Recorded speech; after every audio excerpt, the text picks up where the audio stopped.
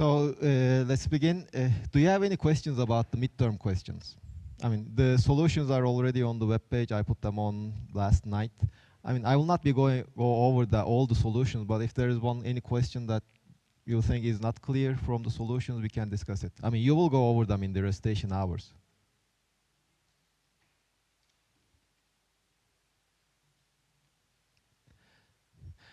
Okay then. Now, before the midterm, we were doing rotational motion. If you remember, the last thing we studied was the gyroscope motion. When we rotated this thing and hanged it from a rope, it just twisted around. And well, now let's just make a warm-up on rotation. Let's study a simple example. Okay, we have this, well, the example is this one. We have this wheel or a sphere, whatever you like, and it just arrives at a step. And you are exerting force on this axis of rotation, and you want to go over the step. How much force do you have to exert? So that is our question. So we have the step. We have our sphere or ring in this example. Now let me draw a smaller step. The height of the step is h. We have the radius is r. There is its weight, and there is also the force that we are exerting on it. So this is our system. So what do you propose?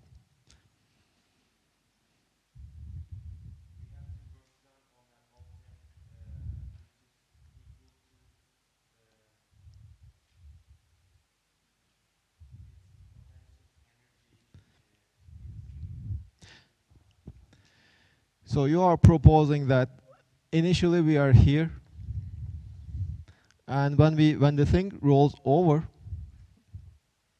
goes up the step, it is mechanical energy has changed.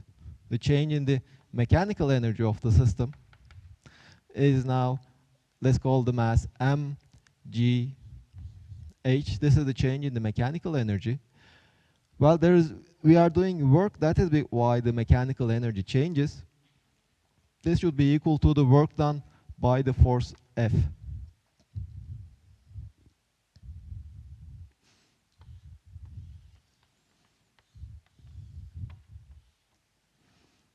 Well, a good idea. I didn't think of this. I don't know if it will give you the right answer. But we will test it at the end. So this is a nice idea. This we will try. Okay, anybody else who wants to use rotations? Well, that's our subject, right? So what is happening here is, if we have the wheel, we arrive at this step, and we are pushing it. If it is going up, it means that it is rotating around this point.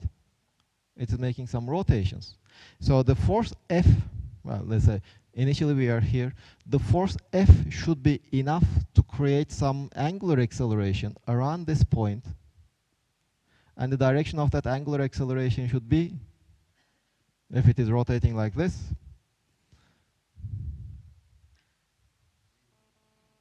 the direction of the angular. If the angular acceleration is 0, it will never gain some angular velocity. Perpendicular to? Oh, you mean in this direction? In this, which perpendicular? This direction, you mean? So this is, okay, this is one proposal. So your friend is saying that the angular acceleration should be in this direction. Do you agree? So the force is parallel. You see, the force is parallel. So as it is rotating around that axis, what is the direction of the angular velocity?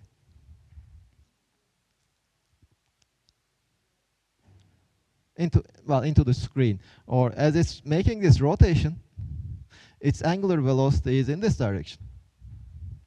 Okay, so now it has 0 angular velocity. Now it has some finite angular velocity in this direction. So the change in the angular velocity is also in this direction. Angular acceleration is in the direction of the change in the angular velocity. So the angular acceleration should also be pointing inside the blackboard.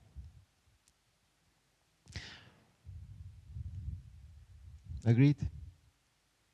Okay. So we need to create an angular acceleration which points inside the blackboard. This is alpha. But we had already seen that alpha is equal to the torque, the net external torque that we apply, divided by the moment of inertia. So this tells me that the torque has to be also inside the blackboard, the total torque acting on my system. Well, if you look at here, we have two forces, the F and the weight. Plus, there's also the normal force.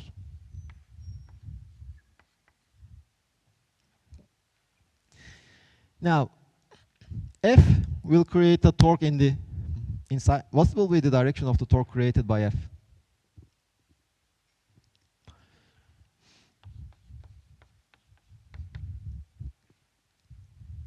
Around this point.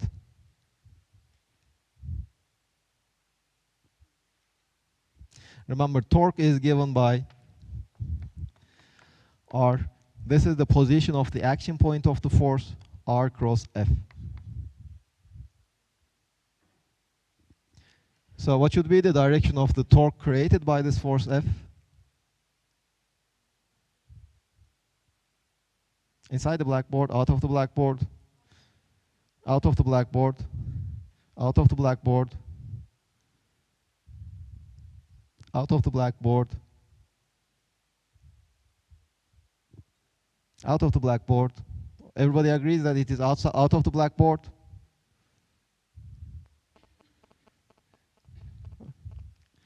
So this is our R vector.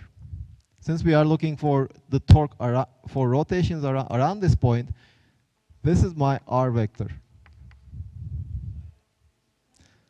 inside the blackboard. So the torque created by the force F is inside the blackboard. Well, let's just denote by Z to be out of the blackboard. So this is my coordinate axis, X, Y, and Z. So the torque created by this force F is one thing inside the blackboard. Let me call this angle theta. And it is magnitude is, well, R is the distance from the rotation point of the action, distance of this point from the rotation point. F is the magnitude of my force F. And the angle between R and F is this angle over here. But that is pi minus theta. So this is the magnitude of F, and it points in the minus Z direction. This is the torque created by F. This is equal to RF sine theta in the minus Z direction.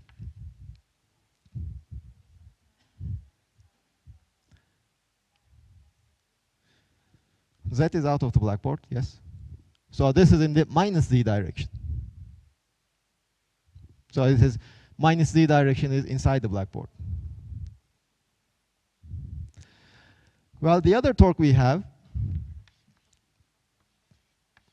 is the weight of my object.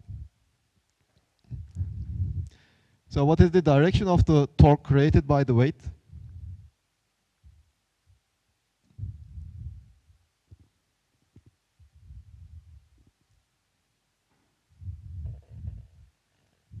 Do you want some coffee to wake up? So what is the direction of the torque created by the force F? Inside the blackboard. Inside the blackboard. Inside. Inside or outside?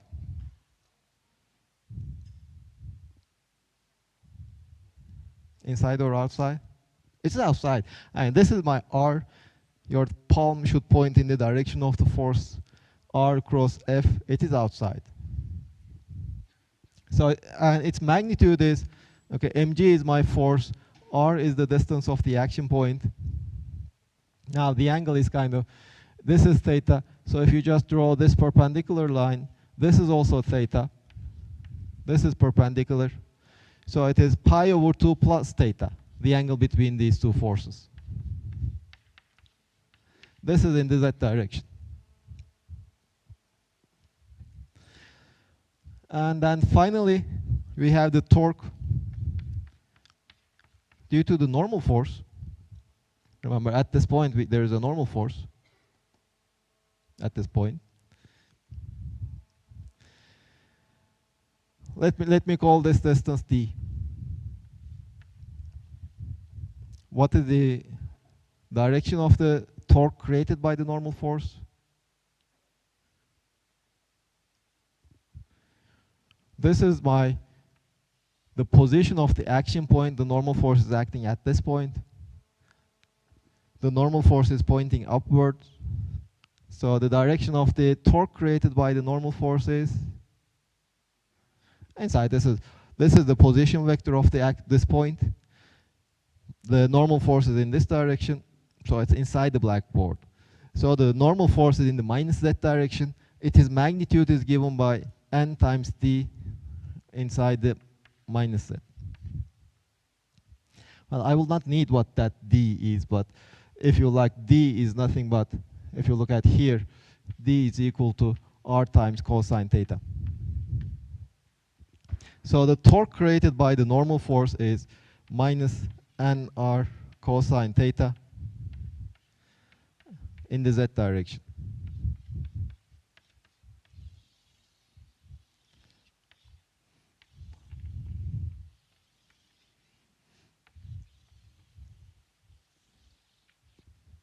Now we have all the torques we need.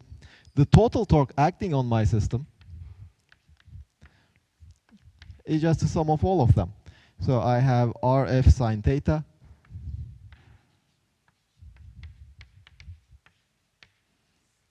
this is in the minus direction.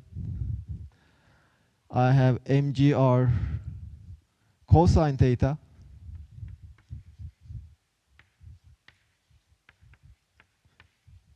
and then I also have minus nr cosine theta. This is my torque, the total torque acting on my system. Now there are several cases. Now let's study the limit when f is small, such that my wheel doesn't really start rolling over. It cannot roll. So it is just staying here, I'm exerting some force. So in this case, what is the angular acceleration of the wheel? 0. So the torque has to be 0. If the force is not strong enough, the torque has to be 0.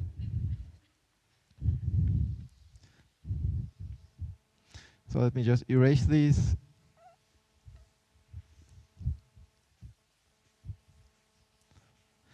So let's just suppose f is less than some minimum value, which will allow me to roll over. In that case, it's not rolling, so there's no acceleration, angular acceleration. So the torque has to be 0, because if there's some torque, then it should have some angular acceleration. But if torque is 0, that means minus f times r sine theta plus mgr cosine theta minus n times r cosine theta. This should be equal to 0. Well, we can just cancel the r's. And from this equation, we can find the n. N is equal to mg minus f tangent theta.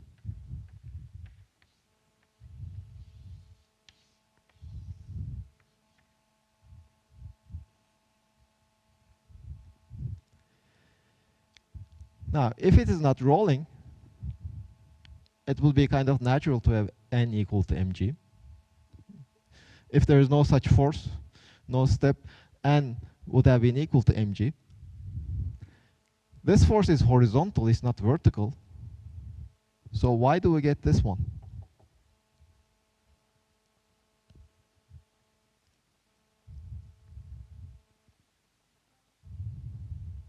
It is? Now, in this case, I'm just saying that it is not rotating. It is just like this here. I'm just pushing it a bit. Well, our intuition already tells us that the normal force should be a bit smaller than if we are not pushing it, because it is trying to rotate. So we are kind of lifting the force here. So that is what we would expect. But why? So if you just look at here, I have the weight. This force F is in the horizontal direction, so it should not affect the vertical forces. N is a vertical force. The weight is in the vertical direction. So F is in the horizontal direction. How come it affects the vertical components?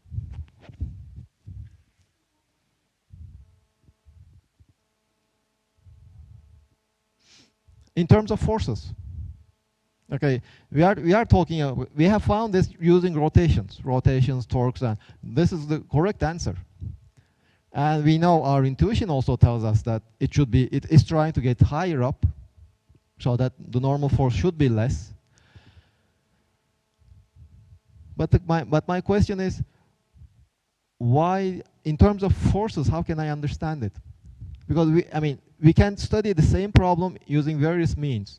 There's not a unique method of studying this problem. We should be able to understand what's going on in all of those descriptions, not just one. Yes. Yes, but that is describing this system in terms of rotations. Well, that is what we did. Yeah, it is true. I'm not saying it is wrong, but I'm saying that we derive this result and we can understand this result thinking in terms of rotations. Rotations, torques, and the wheel trying to rotate over the step. But my question is, we also can study the same system in terms of forces only without involving the torques. And if we, using our previous knowledge on the forces, we know that we should, if something is not moving, we should balance the forces in the horizontal direction and in the vertical direction. The net force should be 0. And the net force should be 0. But this tells me that, okay, there's the normal force in the pointing upwards. There is the weight pointing downwards, but they do not balance each other. There should be some other force in the vertical direction. Which one is it? I don't see it. The F is just horizontal. Yes. One of you.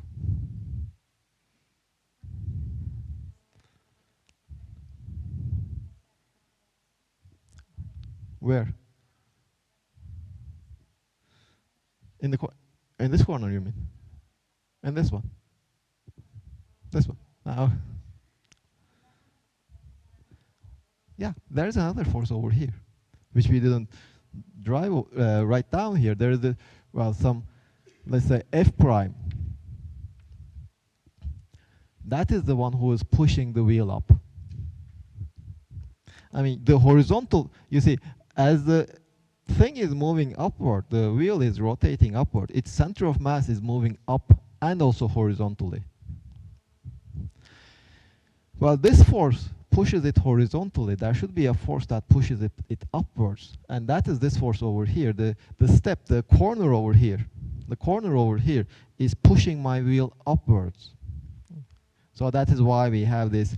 Since there is the vertical component of this force, this F prime, let's say. This is kind of the reaction force. The wheel is acting on the step, so the step is reacting on the wheel. So there is this force, which has a vertical component, and the vertical component is just F tangent theta, it turns out.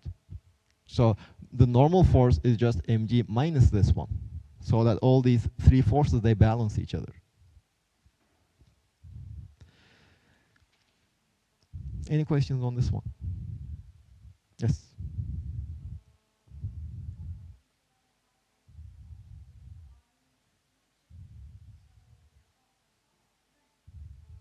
Neden?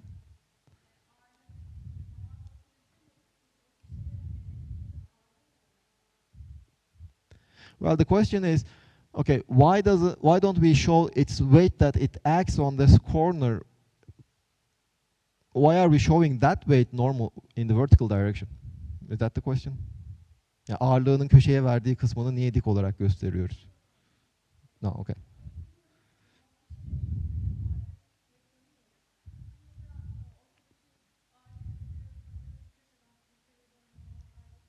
Mm-hmm.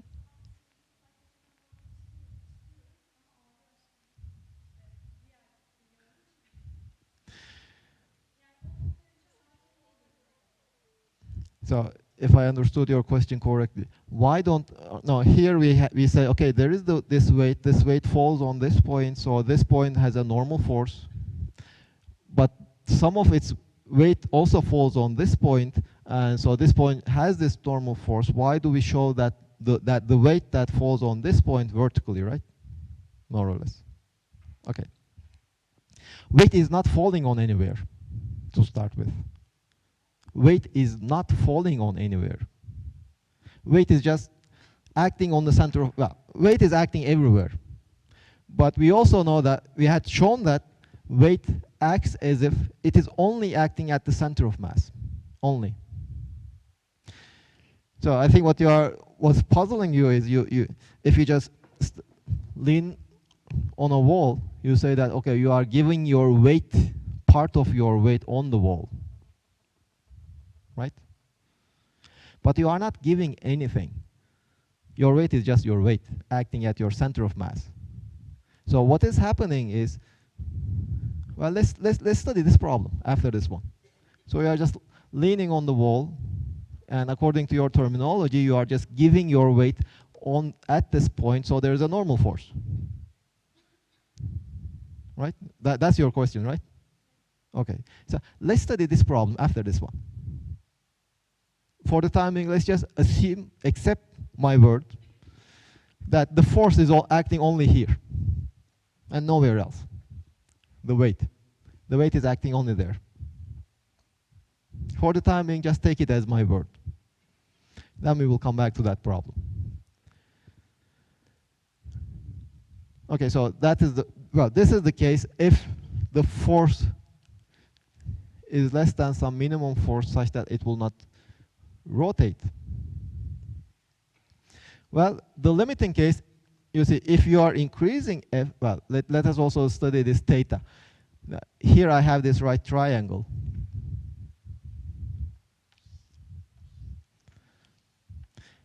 Now this angle I defined as theta. This is my step. No. My step is over here, and this is the sphere I have. So that is the angle theta. This is my h. We know that this is the radius. So this is r minus h. This is r. So here is just r squared minus r minus h squared. So a tangent theta is just mg minus f. Well, tangent theta is r minus h divided by r squared plus r minus h squared. So that's the normal force. Now, as I increase f, well, mg is just a constant. Mg is just a constant. As f is increasing, the normal force is decreasing. Well, this tangent theta is just a constant also, as long as it's not rolling. Tangent theta is just a constant. So I'm just increasing my force, increasing my force. Now, the moment that it's about to leave the surface, it's to start, and it starts rolling. At that moment, the normal force is 0. There is no force exerted on the table. At the instant that it is about to start rolling over the step.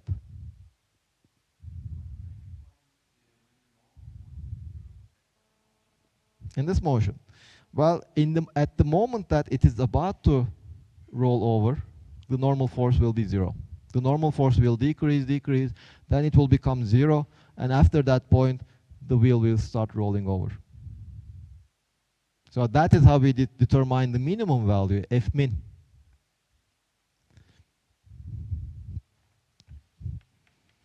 When the force is equal to the minimum necessary force, the normal force is 0.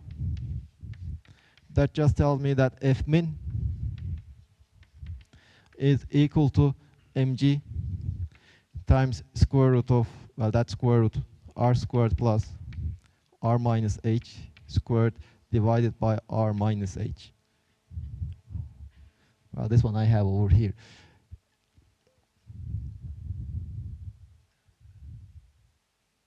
So this is my F. This is the, if I want to start rolling, F should be larger than or equal to this number. The minimum value is this one. Now comes the question. Now if you trust this result, now we see that if the height of the step is equal to the radius of the sphere, the force becomes infinity. Well, infinities are, you have to be careful about infinities. Sometimes you can live with them. Most of the time they are just wrong. You shouldn't get infinities. But here we have an infinity. Now, does that infinity make sense?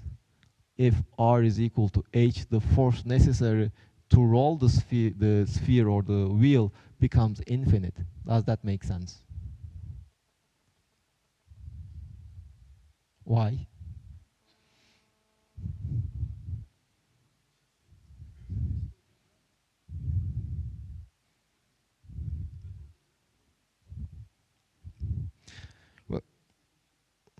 Well, the lower the force is, what your friend is saying, when H is equal to R, it will be just that the axis is at the same level as my step.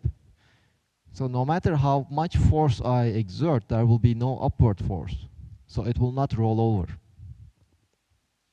The torque created by this force when R is equal to H, since the force goes through the point of rotation, the axis of rotation, the distance, the perpendicular distance is 0, so I need infinite force to create some finite torque.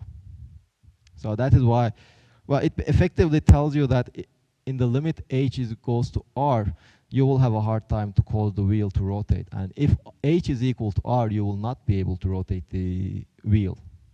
And if H is larger than R, this result doesn't apply. Because you see, if H is larger than R, it just means that you are below the step. No matter how much you push it, you will not be able to go over the step.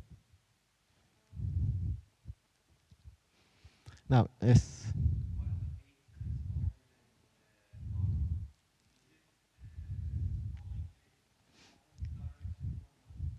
Well, you see, let's, okay, where we are.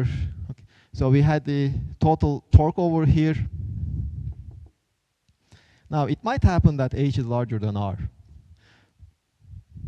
But in that case, you cannot say that the normal force is 0. So if H is smaller than R, and you are pushing your system, you are over here. Well, if it is a step like this, nothing will really change. But if it is on a sharp edge like this, yeah, if you have a sharp edge and you are just hitting it like this, pushing it in this direction, the normal force will increase so as to prevent it from rolling. I mean, if H is higher than the radius, so this is the height of your step, I mean, the wheel cannot roll anywhere. And then the question is, what will prevent it from rolling? Well, there is this normal force from here. Now there's also the normal, well, if it is like this, there's also the normal force from here, both of which will prevent the wheel from rolling over the step. So already our assumption that n is equal to 0 will not hold. Here we are already assuming, in a sense, that the center of the wheel is above our step, so that with sufficient force, it will be able to roll over the step.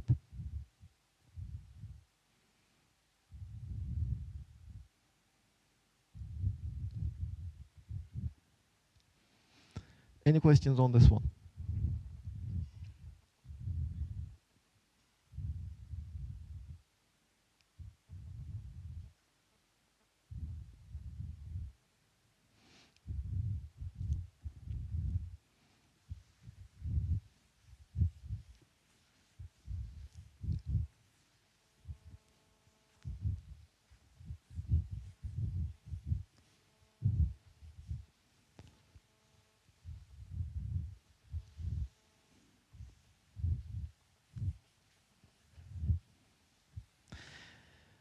Now let's come back to this simpler problem, that there is this wall.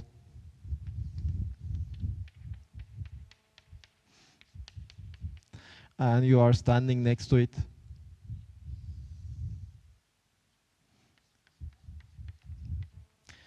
Leaning on the wall. So it's just you are standing next to a wall and leaning on the wall. The question that your friend had. Yeah, what we usually think of in terms of is that, okay, you give some of your weight here, let's call it omega 1, and you give some of your weight here, let's call it omega 2. Is this right? Is this the interpretation you have?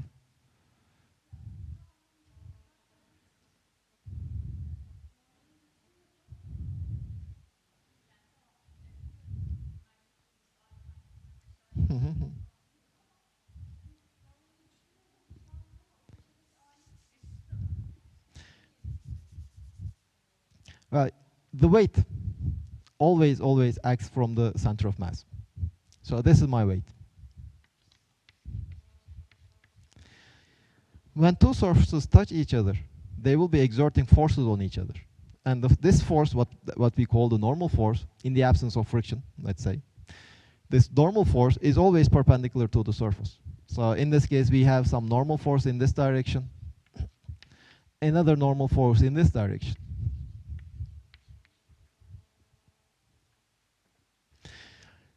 Of course, indirectly, these are caused by the weight of my object. So these are there so as to balance the forces acting on my object. But they are not, let's say, it's not that we have such a normal force because we have some weight over here. We have this normal force because we have contact over there. And it might turn out that this normal force is 0. We don't know yet. That is something we should obtain at the end. But in principle, we can have such a normal force. I don't know, I couldn't convince you. Let's study this problem that we have already said. Now, in real life, we will also have friction forces acting on my system. So this system will try to fall down. So we know that the friction force here will be in this direction, F friction 1. And the friction force here will be pointing in this direction.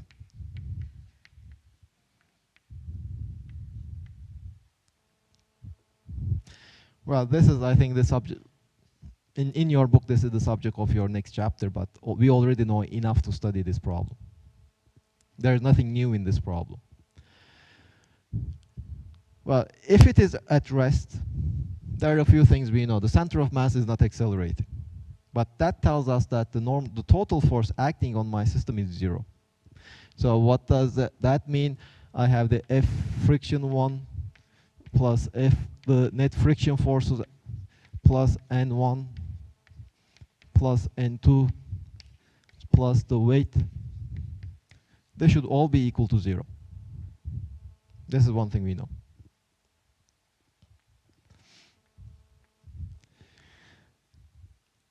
What else? We also know that there is no rotation. The system is not rotating. Well, what does that tell me? Okay, the question then is it not rotating around which axis? Well, it's not rotating around any axis. So you are just free to choose any axis that you like. I can choose this axis. Now, if I look at that axis, well, let me choose the Z direction to be out of the blackboard. And any torque, I will just write as the component along the Z direction. So rather than writing this Z hat all the time, I will just write that tau because everything will be in the Z. Now, there's the torque due to the weight. Let's just say that this is L over 2. The total length is L. The center of mass is at the center. Now, the torque created by the weight around this axis will be, okay, the force is mg. The distance from the rotation axis is L over 2. Well, this is my the position vector. So let me call this angle theta. And this is theta, the angle between them, these two, sine theta. This is torque in the, what is the direction of this torque? R, W. This is R. Now we have, okay, one mistake that I quite often do, we are not using the left-hand rule. We are using the right-hand rule. So it's inside the blackboard. So this is minus.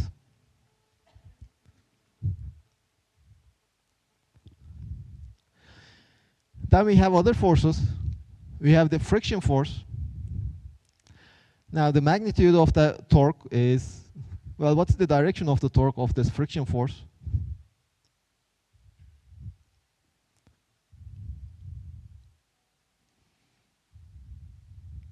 Out or in? The friction force is in this direction. R, F. It's also inside the blackboard. The torque created by the friction force is inside the blackboard, so let's put the minus. Its magnitude, well, the friction force is not sliding, so it's the mu s n1. This is the magnitude of the friction force times the total distance L times the angle between the two. Well, this is my r. This is the direction of the position vector. So the angle between these two is this one, and this angle is pi over 2 plus theta. Sine of pi over 2 plus theta. And this is the torque. We also have one more torque. Okay, there is this force creating a torque around this axis. There is the friction force creating a torque around this axis. There is the normal force creating a torque around that axis. That is outside. That will be what will balance these two minus torque, negative torque, torques in the minus z direction. So this will create a torque in the positive z direction, and that torque will be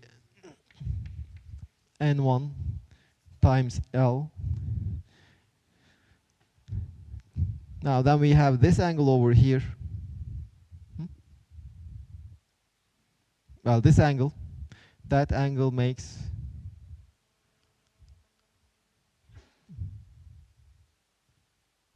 pi minus theta. This angle here is theta, so this angle here is pi minus theta. Sine of pi minus theta. This is the total torque for rotations around that axis. We know that the system is not rotating, so we know that the total torque is 0.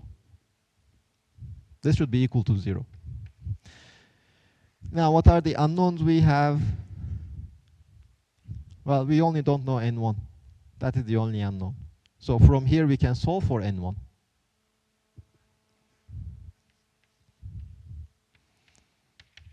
Okay, you can just find it out. There's only one unknown. Okay, so, sorry?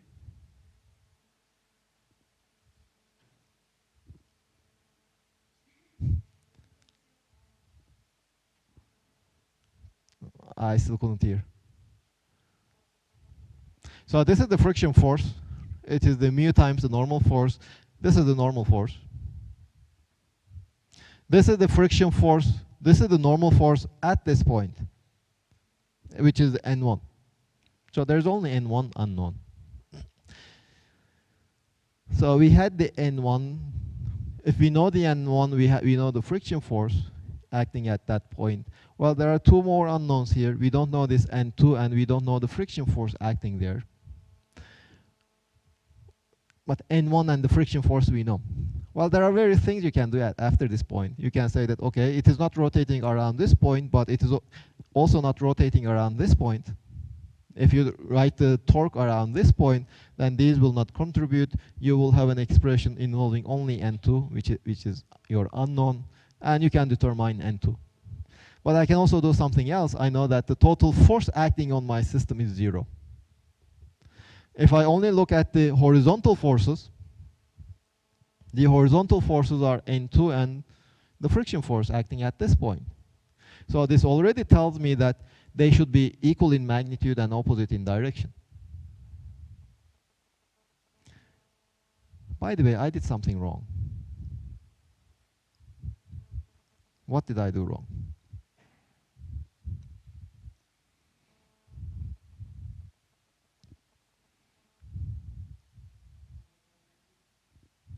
No, the angles are correct.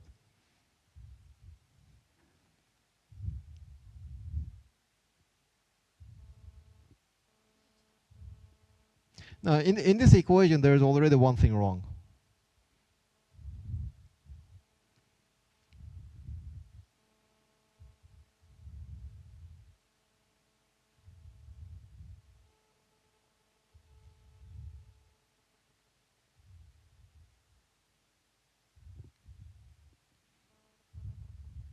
It's about the friction force.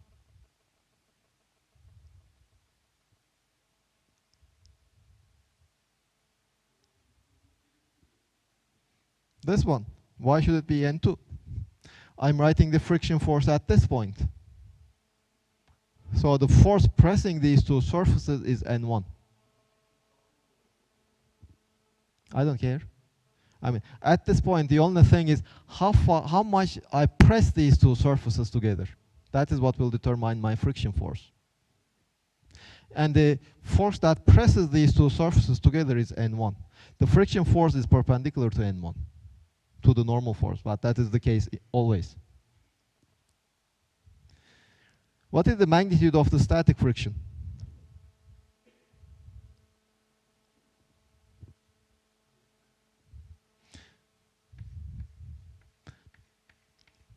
But it is not equal. Less than or equal. So I don't know what this friction force is. It is not mu s N1.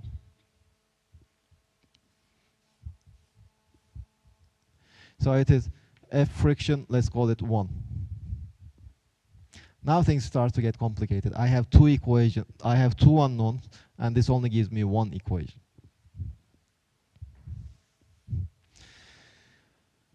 Okay, so let's write down the other equations. What do we have? Okay, this was one equation we had. We considered rotations around this point. Now we have rotations around this point. I can write the torque for rotations around that point. Well, let's write it down. Okay, the weight will create a torque outside or inside? Outside, so it is R cross the force, it's outside, it is plus mg L over 2. Well, now the angle I should consider is, this is R, this is F, so this is the angle I should have, that is sine of pi minus theta.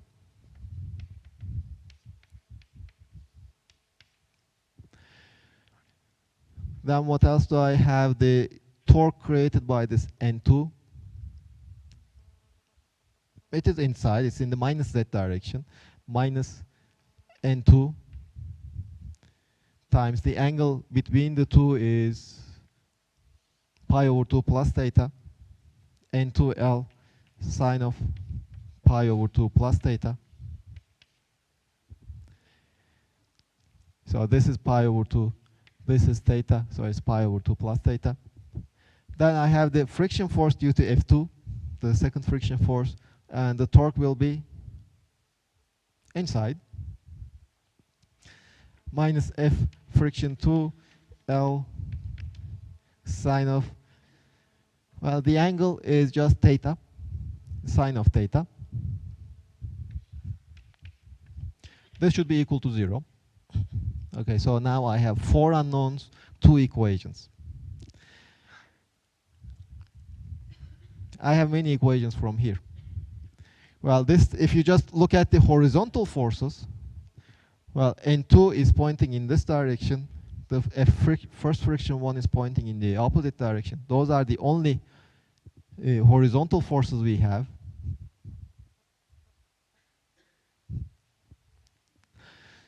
So we have the N2 is equal to F friction 1. And if you look at the vertical forces, we have the F friction 2 And then we have N1. These are the forces pointing upwards, and the forces pointing downward is just the weight, so it is mg.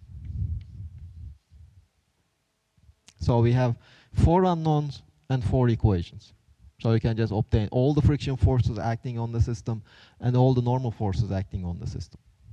So essentially we use 2 things. One is that the system is not rotating. Torque is equal to 0 because the system is not rotating. And secondly, we use the fact that the net force is equal to 0 because the center of mass is not moving. These are all external forces. External torque, external force should be equal to 0. Each one gave us 2 equations. So in total, we have 4 equations for 4 unknowns, and we can solve it. Now, if you want, you could have even take this point as your rotation axis, write the torque around rotations for around this axis, and you should equate it to 0. That will be another equation, but that equation will be just the sum of these 2 equations and nothing new. So we cannot really write down a third independent equation from these. So these are the only equations we have. Any questions on this? That was kind of the crash course on statics and equilibrium. If you have a system in equilibrium that is static, you only use 2 things. It is not rotating, the torque is equal to 0. Around any axis, around any part of your system is not rotating. And the total force is not moving, so the total force acting on it should be 0. And those will be enough for you to solve for the unknown forces. Any questions? So those who couldn't wake up yet, go and take a coffee, and see you in 10 minutes.